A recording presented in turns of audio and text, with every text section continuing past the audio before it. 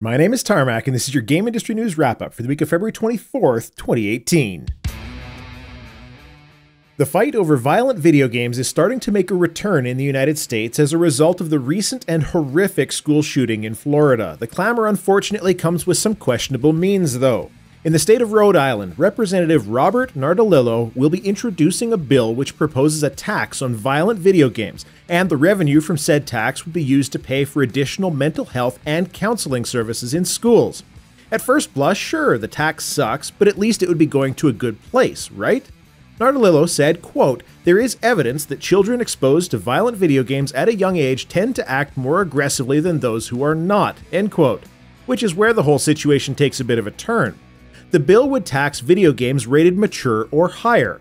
So, of-age gamers buying games at precisely the ESRB rating which exists to prevent children from playing them in the first place may be responsible for paying for additional mental health services that they can no longer take advantage of because they're not in school anymore. How dare we ensure parental responsibility, right? Nardolillo's comments on the evidence of increased aggression are questionable at best, but it is the disconnect between the age rating and the age of intended players which I take issue with here. It's the equivalent of taxing alcohol sales because children need mental health services to deal with their raging alcohol addiction.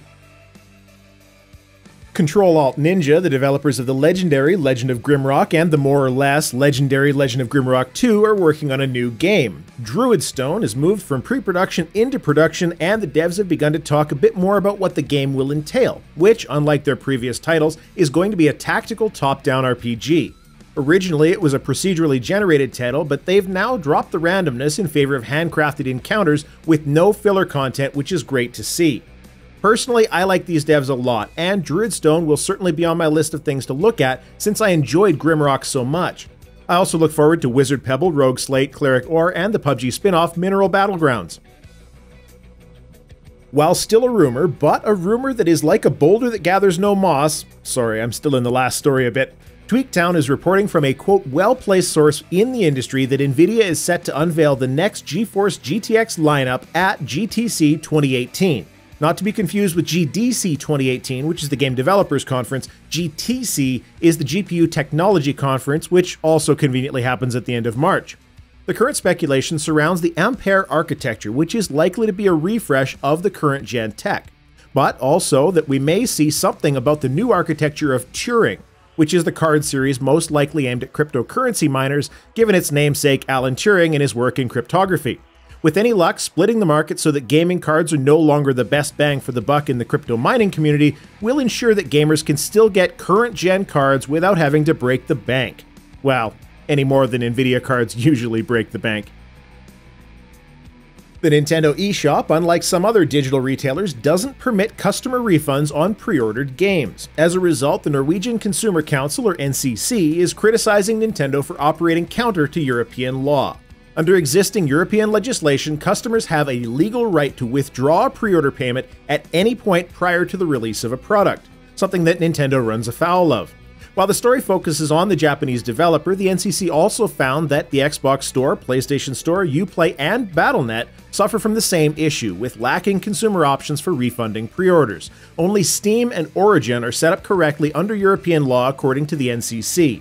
In the future, however, to get around these pesky consumer protection rules, Nintendo will simply sell a Labo cardboard kit with a video game product key printed on it.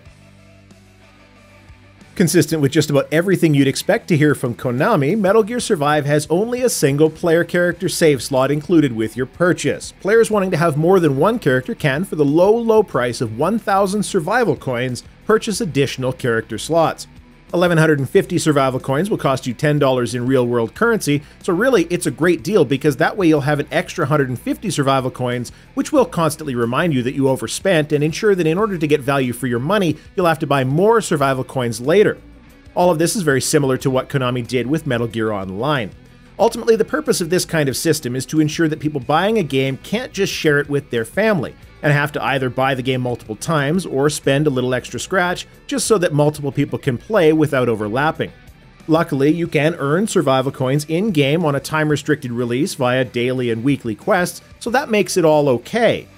Really though, whether it's Pokemon, countless Ubisoft titles, Metal Gear Survive, having a single player slot is just a tacit admission that the player is not your priority. These mechanics are deliberately included to incentivize additional purchase of some kind, whether you sell additional slots or just want to frustrate players into needing more than one account. Personally, I don't have much interest in Metal Gear Survive. Metal Gear without a plot would be like a skydive without a parachute. A waste of money, nothing holding it up, and only fun for a few minutes. And our good news game story of the week. While I don't want to be cheering from the rooftops, HiRez has reversed their position on the Cards Unbound system in Paladins. For those not aware, Cards Unbound was basically what Battlefront 2 had, with randomized loot packs which would allow you to buy power. Their new executive producer announced the reversal and detailed a few things about what was going to replace the shady-as-hell Cards Unbound structure. Instead of legendary cards, the game will feature talents, which only unlock through XP gain in-game. All champion cards are now free, and the card chests are being removed. He also said that they're looking into ways to compensate players who may have put some cash into the game's pay-to-win mechanics. Now, I'm not much of a HiRez fan after what they pulled with Tribes Ascend. However, positive or at least a return to neutral move like this does need to be supported. I won't go as far as to slap them on the back with congratulations, as that would be akin to celebrating when your dog doesn't rip up the couch cushions. However, I do think it's worth noting as a good change and acknowledged accordingly. Your game releases for the week of February 25th to March 3rd are as follows. On February 26th, Never Stop Sneakin, which released in December on the Switch, gets its PC release via Steam. You work for the Department of Sneakin, and it's your job to foil the plans of Amadeus Guildenstern, who has gone back in time and kidnapped all of the US presidents. It's ridiculous, which sounds great, but the gameplay is also heavily based around the top-down stealth cardboard box sections of Metal Gear Solid, which sounds like something I want to try out. Never Stop Sneakin is developed by Humble Hearts LLC, which is the same group that made Dust: An Elysian Tale. February 27th, and unfortunately exclusively on PlayStation VR, try your hand at being a faceless giant helping a mouse named Quill navigate her no longer quiet forest home in the game Moss. Moss is basically a God Hand game where you interact with the world, allowing Quill to progress and deal with enemies, puzzles, and the like. I don't normally cover VR games, but this one is one that I've had an interest in for a while. It's a pity that it's only on PlayStation VR, but with any luck, that'll just be a timed exclusivity.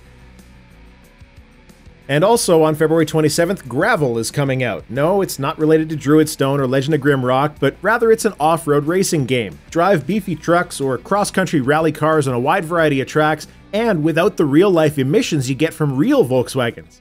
Gravel will release on PC, PlayStation 4, and Xbox One. This has been your Game Industry News Wrap-Up for the week of February 24th, 2018. For more in-depth game industry commentary and discussion, follow me at Gnomecast on Twitter, because as we all know, it is the best place on the internet for proper, well-researched, and articulated debate. My name's Tarmack. Thanks for watching.